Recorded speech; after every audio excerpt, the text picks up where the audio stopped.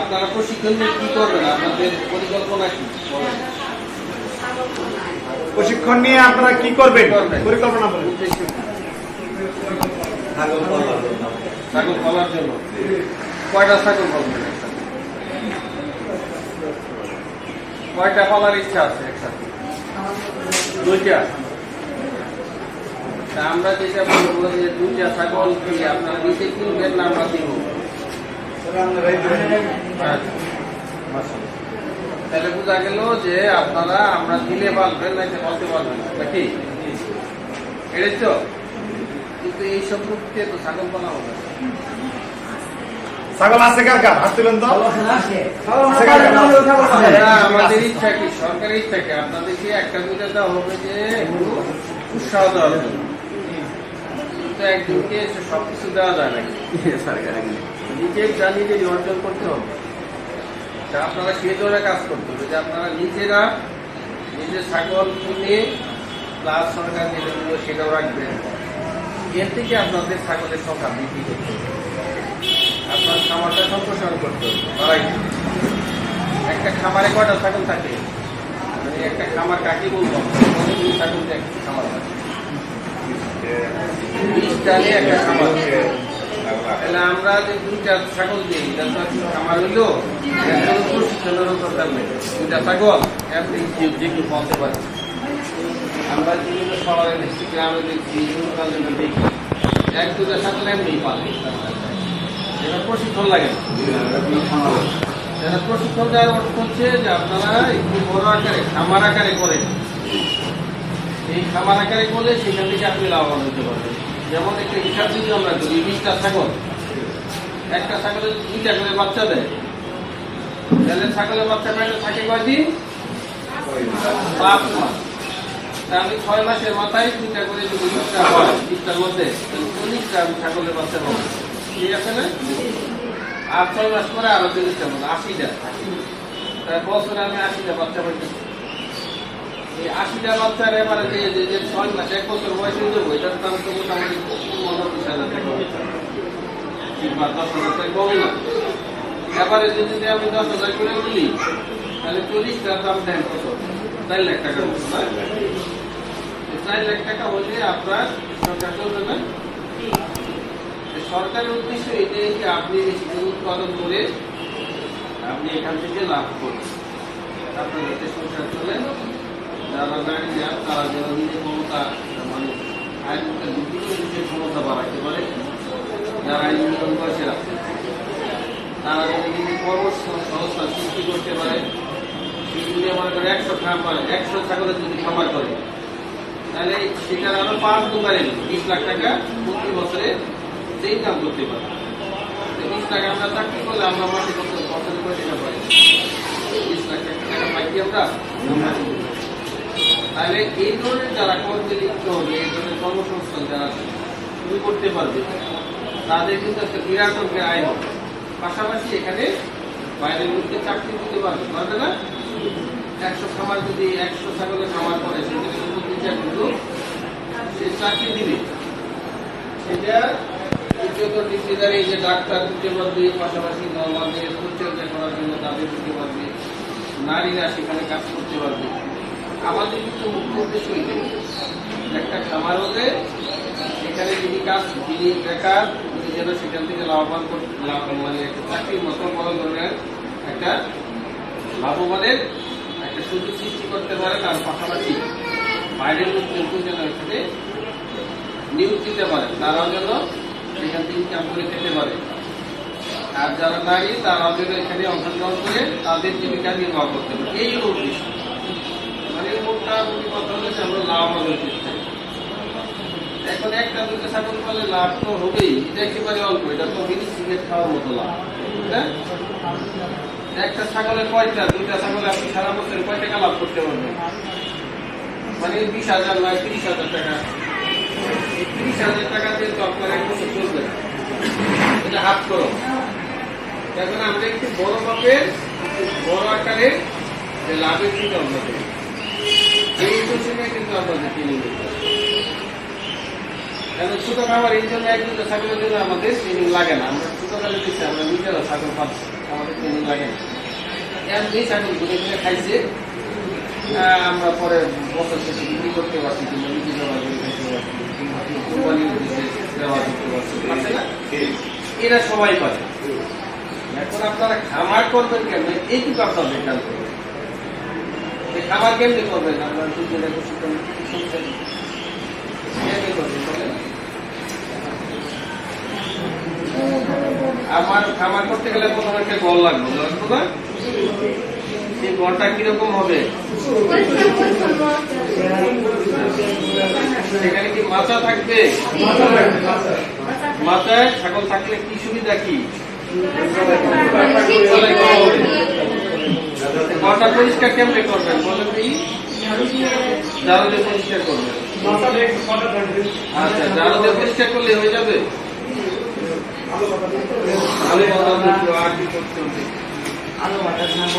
জীবাণুনাশক ছিটাইতে হবে, তাহলে দুধের জীবাণুগুলি যখন প্রস্তাব পায়খানাতে জীবাণু থাকে, সেইগুলো আস্তে আস্তে যদি পরিমাণে বেড়ে যায়, তখন কিন্তু আবার এই ছাগলকে আক্রমণ করবে।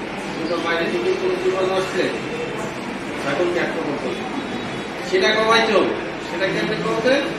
আপনি ঘরে যদি এই যে ব্লিচিং পাউডার চুনগুলো ছিটান, তাহলে কিন্তু ঘরের জীবাণুগুলো থাকবে। আর আমাদের জীবাণুনাশক পাউডার কি আছে, ওষুধ আছে, পাউডার আছে, লিকুইড এবং পাউডার দুইটাই আছে।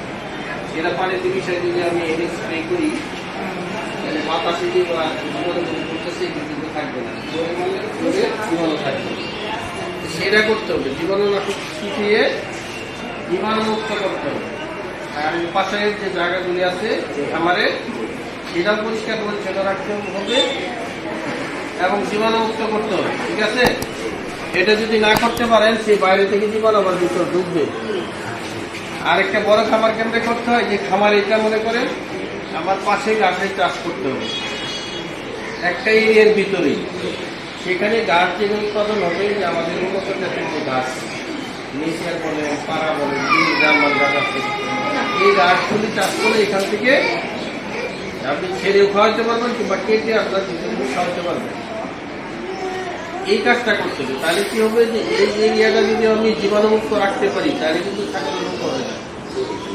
আর ছাগল যদি আমরা ছেড়ে খাওয়াই, যেমন চর অঞ্চলে আমরা খোলামেলা খাওয়াই, এখানে যদি ওখানে আরেকটা ছাগলের যদি এই ধরনের রোগ থাকে, যেমন পিপিআর রোগ একটা আছে, দুইটা ছাগলের আছে, আপনি ছাগল ছেড়ে দিলেন, ওর কাছাকাছি গেলে কিন্তু ওর কাছে ওই রোগটা আসবে। তাহলে রোগ কমানোর উদ্দেশ্যে আমরা কিন্তু ঘরের নিজের ছাগল পালা খাই। আর যদি আমরা ফ্রি স্টাইলের ছাগল পালি, রোগ আসতে পারে, নাও আসতে পারে, ঠিক না? তাহলে কোনটা সুবিধা বেশি? ঘরের ভিতরে যেতে আমাদের রোগ নিয়ন্ত্রণ করতে হবে। রোগ নিয়ন্ত্রণ যদি আমরা না করতে পারি, তাহলে কিন্তু ছাগল রাখতে পারবো। ছাগল বেশি বেশি করে মরবে, আপনার লাভ কমে যাবে। এইরকম ছেড়ে আমরা বলি যে সেমি ইন্টেন্সিভ একটা পদ্ধতি। এই জন্য ঘর, সামনে খোলা মাঠ, অল্প জায়গায়, সেখানে গাছ থাকবে, সেখানে ছাগলে ঘুরে ঘুরে খাবে, আবার এই ঘরের ভিতরে আসবে। এরকম পরিবেশে আপনার ছাগল পালতে হবে। ঠিক আছে? কি বলি আছেন, এভাবে আপনাদের করতে হবে। যাদের মনে করেন জায়গা নাই বেশি, সে অন্তত 20টার জন্য অত বেশি জায়গা লাগে না, কিন্তু সেটা করতে পারেন। কিংবা 20টা না পারলে 10টা করেন, কিন্তু 2টা ছাগল পাইলে লাভ নেই। আমরা যেটা দিব এটা নিয়ে বসে থাকলে হবে, ঠিক আছে? আর তারপরে যদি আপনারা নিজে কিনতে না পারেন, এই 2টা থেকে আপনাদের আস্তে আস্তে বাড়াইতে হবে। 2টা প্রজনন করে 6 মাস পরে, যে আমরা বললাম 5 মাস পরে যদি 4টে হয়, এই 4টাকে আগে বিক্রি করে দিবেন না, বড় বড় করে ছাগি হবে, এইটাকে আবার প্রজনন করে আবার আস্তে আস্তে বাড়াবেন। বাড়ায় আপনার সংসারটা আস্তে আস্তে বড় করলে সেখান থেকে আপনি ইনকাম আপনারা আসবে। সেই উদ্দেশ্যে কিন্তু সরকার এটা দিচ্ছে। এখন আপনারা অনেকেই দেখছি যে আমরা যে 2টা 5টা যাই দিই, বেড়া অনেক জায়গায় অনেক বিক্রি করছে, খাইয়া ফেলেছে, মানে বিক্রি করে ফেলে, কিন্তু সবাই খাইয়া ফেলে, পরে বলে ছাগল মরে গেছে কিংবা বেড়া মরে গেছে। এই চিন্তা করলে কিন্তু হবে না। এটা করলে আমরা কি করবো জানেন, যে আইন প্রয়োগকারী সংস্থা যেটা, আইনের আশ্রয় যেটা, যে তাদেরকে আমরা চিঠি দিব, একদম ধরে জেলে ঢুকে দেব। এই জন্য আমরা শুরুতেই বলতেছি, কারো যদি এই ধরনের মনোভাব থাকে যে আমরা ছাগল নিয়ে খাইতে বলবো, সে এখানে থাকবেন না, সে চলে জানাবে, তার আমরা ছাগল নিষেধ করব। কিন্তু যিনি এই দুইটা ছাগল নিবেন, এখান থেকে উৎপাদন বাড়াবেন, আর পাশাপাশি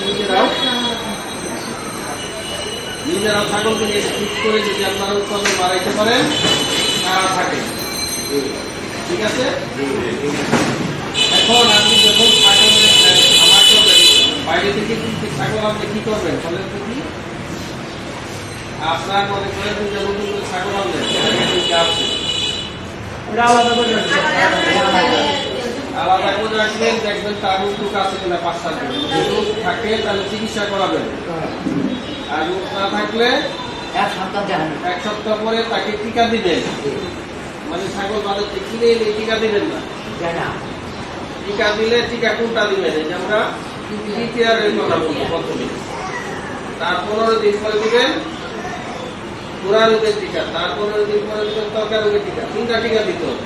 প্রথমটা হলো গুরুত্বপূর্ণ, সেটা হলো টিকা। টিকা হলে কি লক্ষণ দেখা যায়?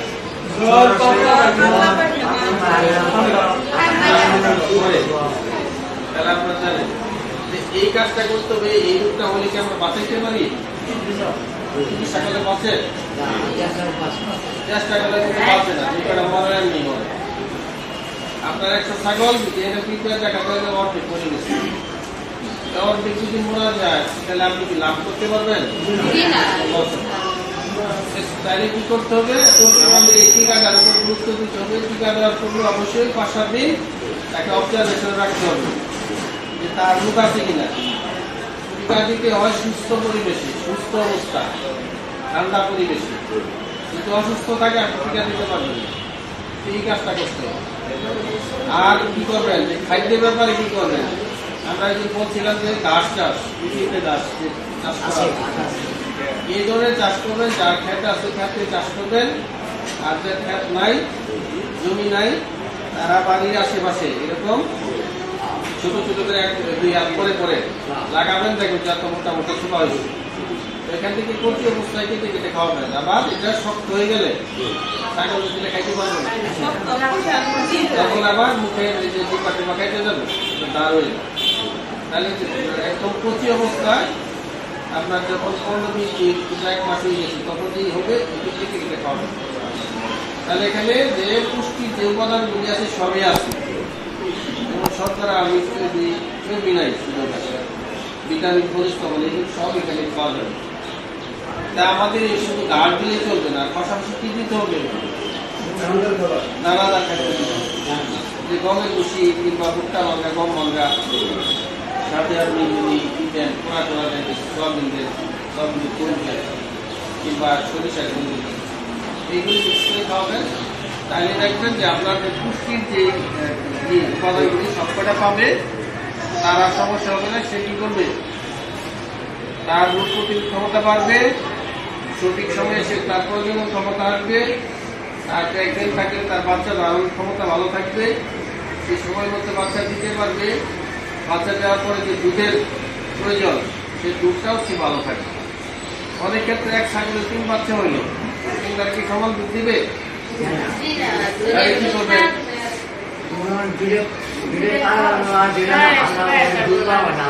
দুধ যে পাবে না, আপনার ব্যবস্থা করতে হবে। এটাতে খাওয়াবে, কিনে এনে খাওয়াবে, এটা করতে হবে, খাওয়াতে হবে। আর আরেকটা হলো বিকল্প দুটো বাজারে পাওয়া যায়, বিকল্প বিভিন্ন কোম্পানি করছে, এগুলি আপনি এটা পাবেন। তাহলে তার যে পুষ্টি সমস্যাটা দূর হবে। ঠিক আছে? আর সর্বশেষ হলো যদি চিকিৎসার প্রয়োজন পড়ে, তখন আমাদের এই যে যারা আছে, যারা ডাক্তার, বড় ডাক্তার আছে, এদের পরামর্শ করে চিকিৎসা নেবে। তবে আমরা চাবো কি যে ছাগলের ওষুধ না করে আমরা চিকিৎসার চেয়ে প্রতিরোধ ব্যবস্থা বেশি করব। প্রতিরোধ ব্যবস্থা যদি আমরা করে দিই, তাহলে কিন্তু আমাদের লস হবে না। আর চিকিৎসার উপর যদি নির্ভর করি, তাহলে কিন্তু লস হবে। চিকিৎসা খরচ যাবে, ছাগল মরবে, তাহলে আপনার খামার লস হবে। তাহলে আমরা এই মোটামুটি যে কয়েকটা কথা বললাম এই কাজগুলি কিন্তু করতে হবে। ঠিক আছে, এখন আপনাদের কোনো প্রশ্ন থাকলে বলে দিন একটা।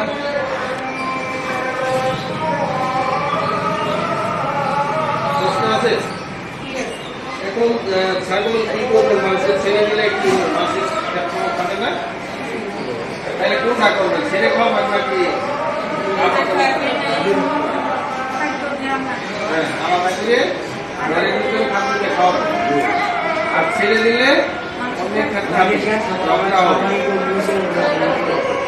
আর যেটা চরাঞ্চল যেখানে আপনারই নাই, মনে করেন আপনার সেই আরেকটা পরিবেশ করতে পারেন, আপনার 20 জনের মনে করেন ছাগল আসছে, একটা এরিয়া ঠিক করবেন, এখানে বাইরে ছাগল আসতে দেবেন, এই 20 জনের ছাগল টিকা টোকা দিয়ে একদম ভালো করে রাখবেন, কিছু খাওয়ায়, তখন এই এরিয়ার ভিতরে 20 জনের ছাগলই থাকবে, তাহলে বাইরে থেকে ঢোকানো।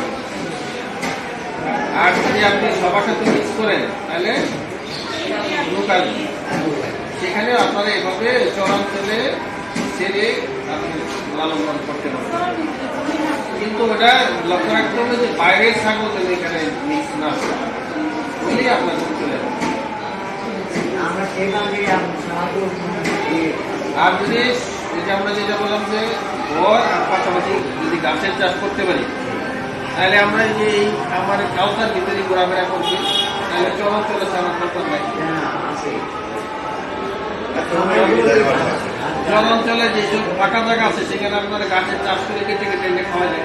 আছে না নদীর তীরে সিনেমার আপনারা গাছ লাগাবেন, দিয়ে আবার মনে করেন বন্যায় কমাই যাক আবার লাগাবেন, গাছ হবে সেটা কেটে কেটে এনে খাওয়া যায়। এটা করতে পারলে আপনারা লাভ হবে। এখন আমরা দেখতে চাই যে এই প্রজেক্ট থেকে কার্যক্রম শুরু হওয়ার পরে আমরা কিন্তু ফিল্ডে যাবো, সেটা আমরা যাবো, আবার ঢাকা থেকে লোক আসবে, তারা এসে দেখবে যে আসলে কতটুকু বাস্তবায়িত হইল। যদি বাস্তবায়িত না হয়, আপনার যদি প্রতারণার আশ্রয় নেন, তাহলে ওই যে প্রতারণা যে 420 দ্বারা বলে না, 420 দ্বারায় মামলা। এই জন্য আপনারা যত উৎপাদন বৃদ্ধি করতে পারবেন তত আমাদের দেশের জন্য ভালো হবে, আপনার নিজের জন্য ভালো হবে। আর আমরা যে সরকারের পক্ষে কাজ করলাম আমাদের জন্য ভালো হবে। আমাদের মুখ বড় করে বলতে পারবো যে আপনারা আমাদের কথা শুনছেন। এখন যদি না শুনেন তাহলে আমাদের তিক্ততার একটা অভিজ্ঞতা হয়ে যাবে, আমরা দেখতে পাবো না, আমরা আপনারা দেখতে পাবো। আর আমরা সেইটুকুই চাই। ঠিক আছে, এখন আপনাদের যদি কোনো বলার থাকে বলতে পারেন, কোনো প্রশ্ন থাকলে করতে পারেন। আছে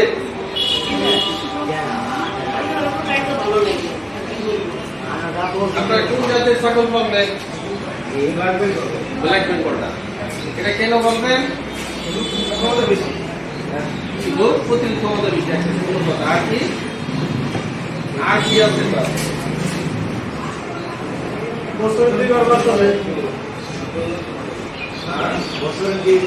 বাচ্চা সংখ্যাও বেশি যায়।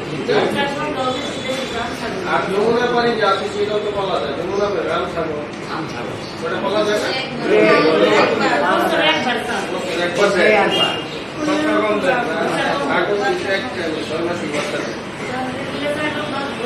এটা হলো যে বাচ্চা কনসিভ, মানে যে ছাগল কনসিভ না করতে পারে, কারণ ওই যে আমরা আগে বললাম যে কাঁচা ঘাস যদি না খাওয়ায়, তার যদি পুষ্টির অভাব থাকে, তাহলে কিন্তু তার যে প্রয়োজনীয় ক্ষমতা তার আসবে না, বাচ্চা ধারণ ক্ষমতা কমে যাবে। এই জন্য আমরা বলছি পুষ্টির কথা, নানাদার খাদ্য দিতে হবে, এরকম সাথে গাছ দিতে হবে, তাহলে দেখবেন যে বছর শিকার করে বাচ্চা দিতে আসবে এবং বাচ্চাগুলি একটু হৃষ্টপুষ্ট হবে। আর যদি তার শরীরে পুষ্টি না থাকে তাহলে বাচ্চার শরীরে তো পুষ্টি আসবে না। ঠিক আছে, ধন্যবাদ। আপনাদের যদি প্রশ্ন না থাকে আমাদের মাঝে আছেন, এখন তাহলে উনি আপনাদের উদ্দেশ্যে কথা বলবেন, আপনাদের যদি প্রশ্ন থাকে এই কাজটা আপনাদের জিজ্ঞেস করতে পারেন। ঠিক আছে, আপনাদের ধন্যবাদ।